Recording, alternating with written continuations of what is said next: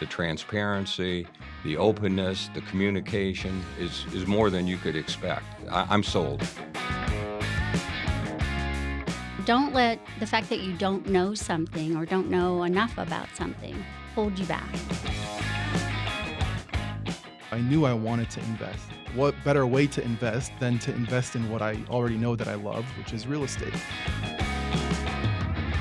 It was initially the 12% return, but it quickly turned into the people.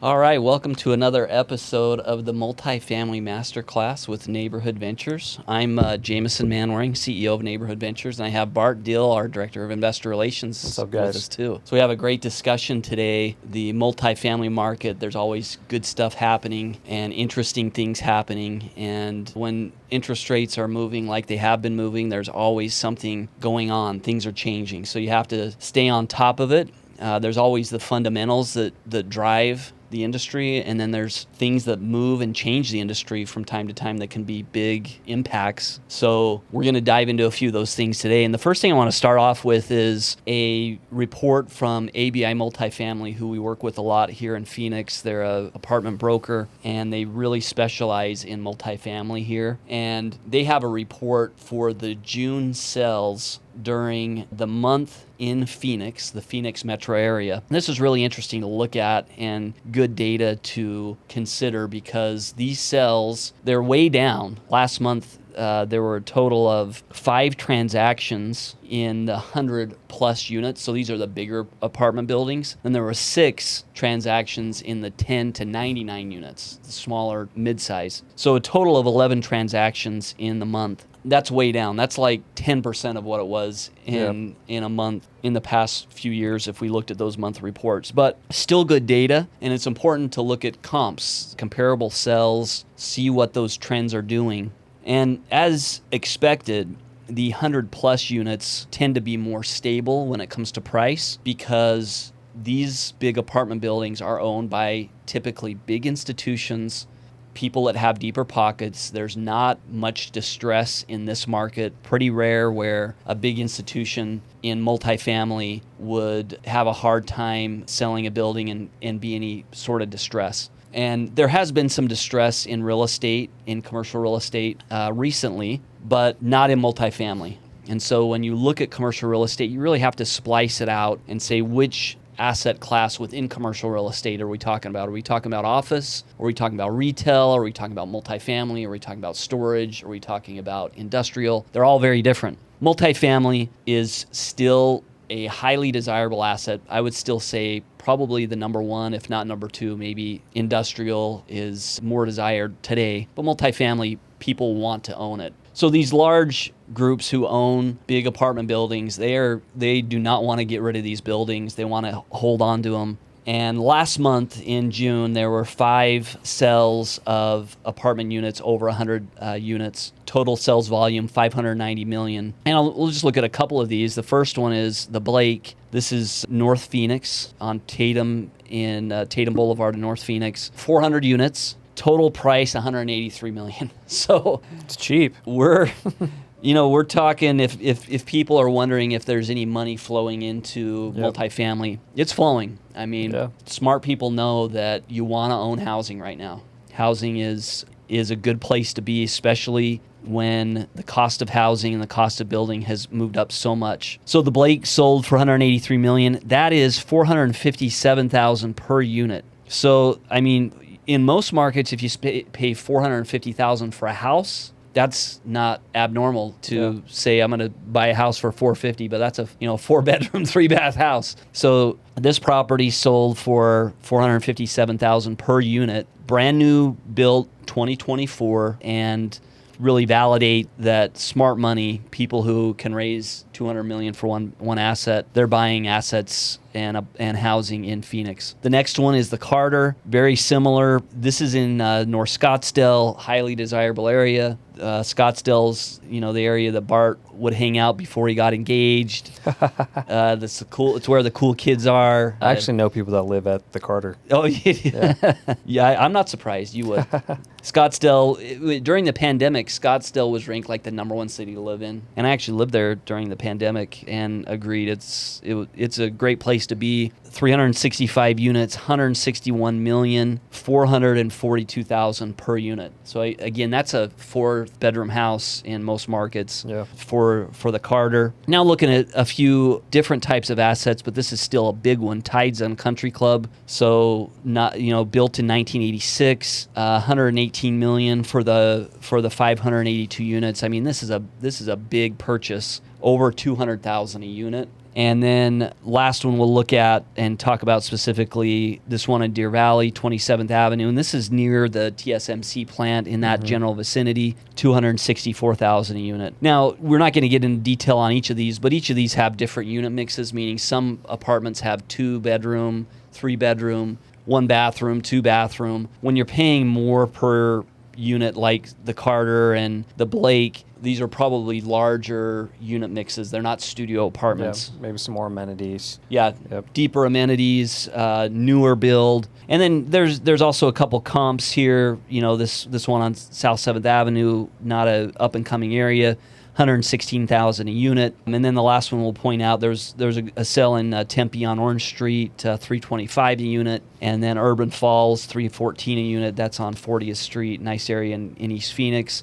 So transactions are happening. I'll just say the biggest change between now and 2 or 3 years ago when the apartment market was really hot is one thing, and that's debt.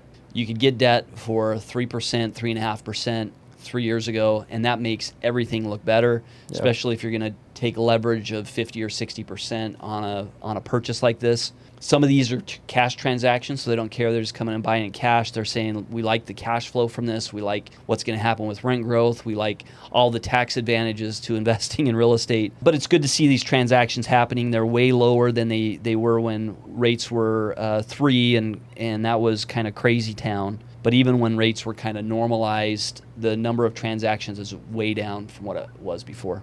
Okay, stuff is happening in the multifamily space. There was a big announcement. WaFed, who's a bank that we actually have a relationship with, they sold approximately 2,000 multifamily real estate loans to Bank of America. Wow. In a $3 billion sell, $2.9 billion sell. I heard the CEO of WaFed on CNBC, and he said this move was to shore up their balance sheet. Banks are constantly doing this. They're moving some loans off to bring some cash in. But he said the sale of these assets and these loans were high quality loans. And it puts banks in a position, he said, for them, they may end up lending this money out again now that they have some additional cash. But definitely a big move. We also saw New York Community Bank offloaded $5 million in their loans to JP Morgan Chase. And it talks a little bit here is a big reason is they want to mitigate their exposure to the multifamily asset class because of the rising interest rates that we've seen since 2020. Yep, and it's important for them to kind of rebalance their books. Yeah.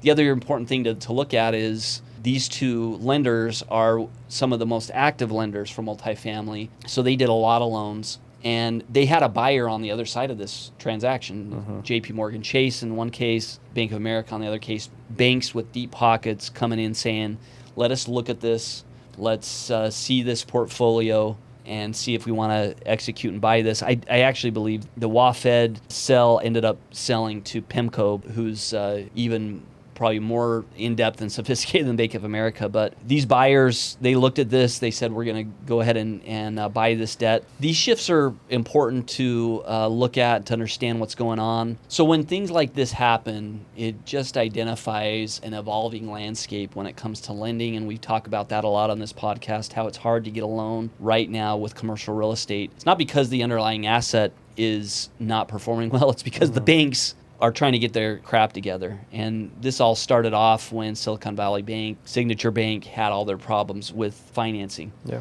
And this has a real impact on operators. And what we're seeing as we are right now, we're buyers. We're looking for opportunities to go buy assets at a good value because this freeze in lending is impacting apartment owners.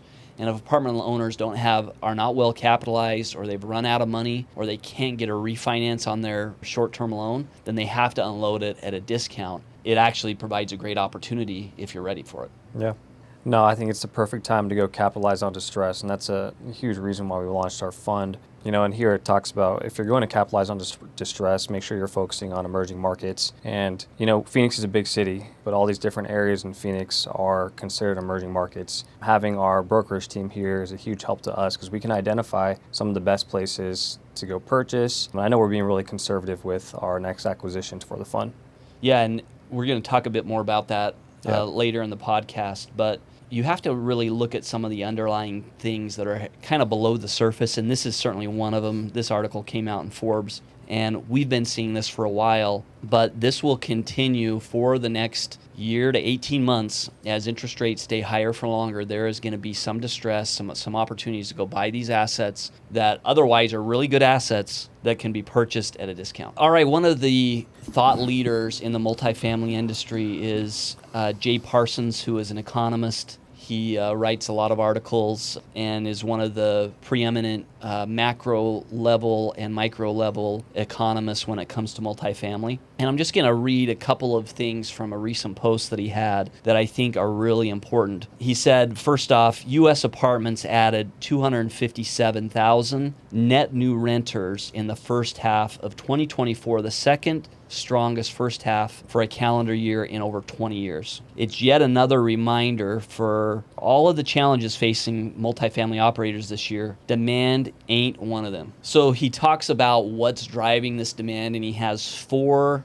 drivers that's behind this strong apartment demand. And just kind of put into context, he's talking about over 250,000 new renters that are coming into the market, and that's nationally, so that's a big number. But we see all of these apartment buildings that have been constructed, and we're wondering, are they getting filled up? This is part of the reason why that they are. And what's driving the demand? The first one is that renter household formation is rebounding again after softer numbers last year. So when you think of renter household formation, this means people moving out of their parents' basement. Mm-hmm. This means buddies who've been sharing a place and a bachelor pad since college. Yeah. Are deciding to grow up a little bit and get their own studio. It means couples coupling up, moving into their own place. I think it's also people downsizing too, going from a home, boomers, and wanting to rent now. Yeah, absolutely. Yeah. The household formation numbers, that's always a growing number in a market like the U.S., but that has rebounded after softer numbers last year. So with 257,000 new renters in the first half of this year, the only other time we've seen that amount is in 2021. And we've had back-to-back years of record supply in the market. Jamison, is this scenario where supply is in fact creating more demand? Would you agree? Yeah, that's kind of part of his argument, is that with new apartments that are coming online, people are saying, hey, now's a good time to go rent. Yeah. Because there is a lot of supply out there. It's kind of like if all of a sudden there wasn't a line to get an iPhone. We saw that there was a lot of value in a converting to the new iPhone. In the case of an apartment, maybe I can move into a newly remodeled apartment or a brand new apartment. Yeah. It's like, hey, let's go ahead and make that jump. That's the second part, is that supply is creating some of this demand. So the third point that Jay has is that affordability for apartments is actually driving that demand as well. So some people are saying that rent is high, need to figure out how to bring rent down, and they're actually not looking at the real data. The real data is that renting is far more affordable than buying in almost every metro across the U.S. Many of the metros, it's double the cost to buy versus rent, and that wage growth has actually outpaced rent growth for about a year and a half now. So wages have continued to grow. Rent growth has not followed. Rents have been pretty flat over the last 18 months. So this affordability opportunity is also increasing the demand. Yeah, I think people are relatively smart too with their money. If you're looking at what your mortgage payment's going to be if you were to go buy a home versus what your rent payment is now, it's probably a good time to continue to rent, at least until rents go up. It's a little bit more level with a mortgage payment. Then it makes more sense to potentially make the transition. And the fourth reason why he says the demand for apartments is still so strong is that there are fewer move-outs who are going to purchase homes. And intuitively, I think we understand this because we see how expensive homes are. But typically, you will have people who decide to rent for a short amount of time, then they want to move out, go buy a home, and we're not seeing that as much in this cycle. We're seeing people decide to rent for longer, and that is driving the demand for all these new apartment units that have been constructed. And that's why occupancy continues to be strong. The fourth one being fewer people are moving out to go buy a home.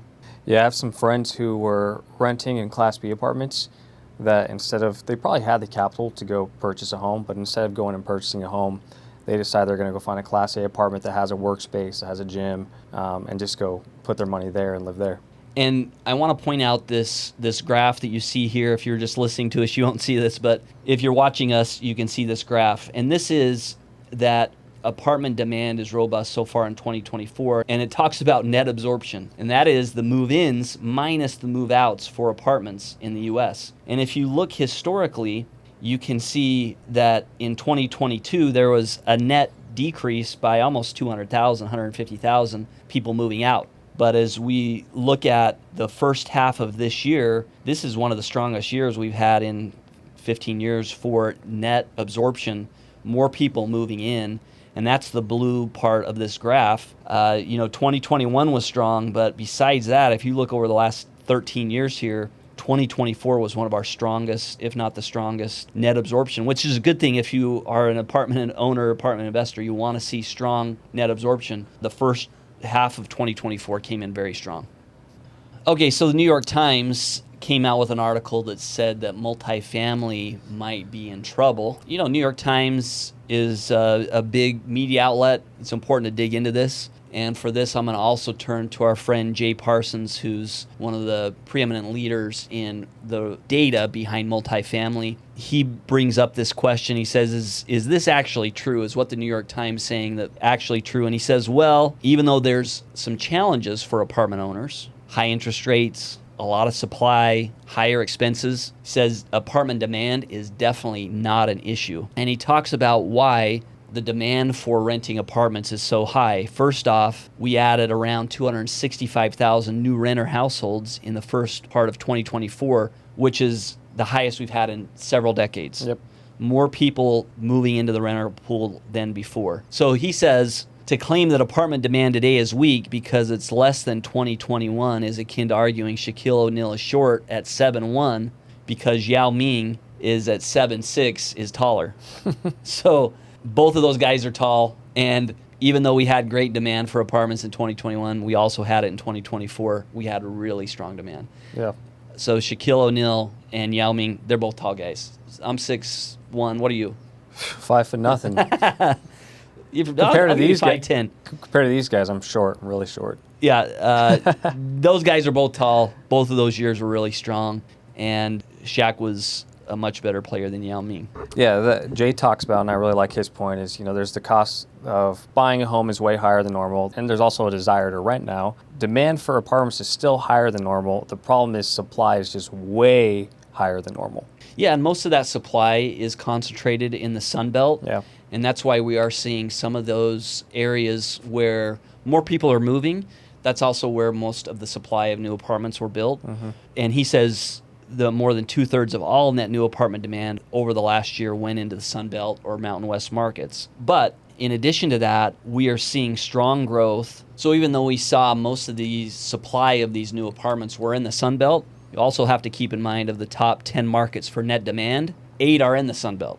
And of the top 10 metro areas for population growth last year, 10 are in the Sun Belt. Yep. So this is where people are moving. This is where those apartments are needed. And sometimes will take a little bit of time for the demand to catch up with supply, but that's the area where those apartments need to be. Mm-hmm. So Jay's last point when he's answering this question about if the New York Times is right is, yes, there's going to be some challenges with multifamily for two reasons. Interest rates have more than doubled in the past 2 years, and supply significantly increased in the last few years. So there's going to be some challenges. But overall, the fundamentals from a long-term perspective over the next several years, multifamily is in a good position, even though there will be some challenges short-term. Yeah, so I talk to investors every single day, and we do have this new Arizona Multifamily Opportunistic Fund. And some of the questions I'm getting are, what are we seeing in the market? Are these distressed properties coming up right now? Can you shed light on those? Yeah, so the real opportunity that we've identified for the next 1 to 2 years with multifamily is to try to go purchase some really good assets at a discount, because the fundamentals behind owning and operating apartments are still really strong, but there are some owners out there who cannot handle these higher interest rates. Mm-hmm. They don't have deep pockets, and their loans are resetting to this higher amount, so they have to move off of these properties.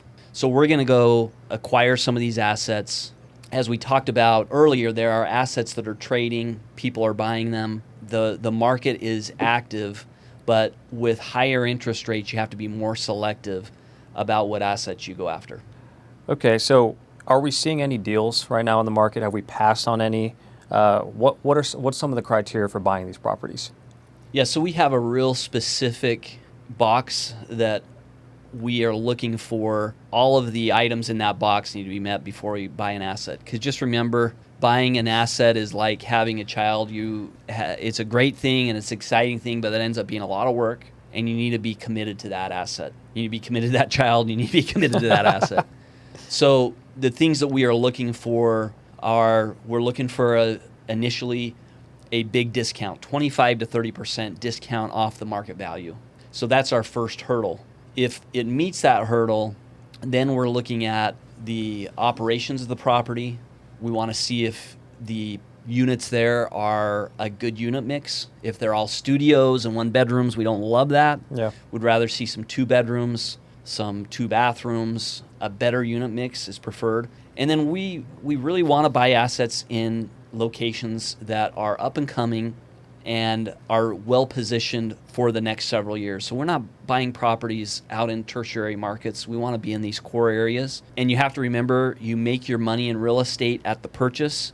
So that's why we're so disciplined about ensuring that we only buy assets that are at a good price. If we love an asset, but we can't get the price we want, we'll go ahead and wait for the next one. Can you talk about some of the deals we've passed on?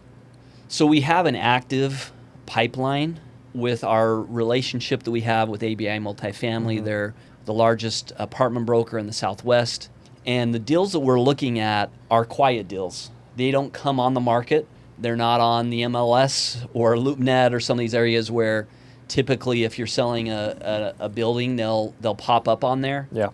These are quietly purchased off-market deals, and we're looking at several a week. We have a really strong relationship with the brokers who have relationships with these sellers, and kind of how that works is a seller might say, hey, my broker friend who I bought this building from 10 years ago, 30 years ago, I need to sell this building. I need to move off of it. And most likely in our case, it's over the last few years they bought the building. Mm-hmm.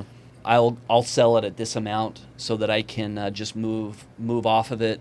In many cases, they're losing some of their equity that they have into it. And that's how these transactions occur. And we have looked at, we were looking at several a week. One example is a building that we really liked in the East Phoenix area, Camelback and 36th Street. It was purchased for about $20 million 2 years ago, and the seller wanted to move off of it. We underwrote it and we said we would pay about $14 million for it. The seller wanted more around the $16 million range, so we didn't end up moving on that building, but we were close. So we're going to continue to be disciplined, and we think that we're going to be able to find 5 to 10 of these buildings over the next 1 or 2 years. As interest rates stay higher for longer, that window kind of extends, and this will end up being a great opportunity for us. So when do you expect for us to buy our first asset in the fund? I don't think that's the most important question, because we do have a window that's going to be open for a certain amount of time. We're looking at properties literally every day, every week. But it's more important for us to find the right assets than Yeah. when we find those right assets. I hope we find something in the next few months that meets our criteria. I think that's very likely, but what drives this is ensuring that it meets everything in our box, because ultimately we want all our investors to have a really good return on this fund. And in order for that to happen, we got to be disciplined about what assets we buy. You know, we have the capital ready to deploy. We can use that when we find the asset that is right. But, you know, it's kind of like you don't want to marry the first person you date. You know, you want to make sure that you found that right opportunity. And we're seeing many suitors right now. So we're going to continue to look at them. And I think we'll be able to find something next few months. Great. Message there is to go on a lot of dates before you buy. Yeah, absolutely. It's a long-term commitment.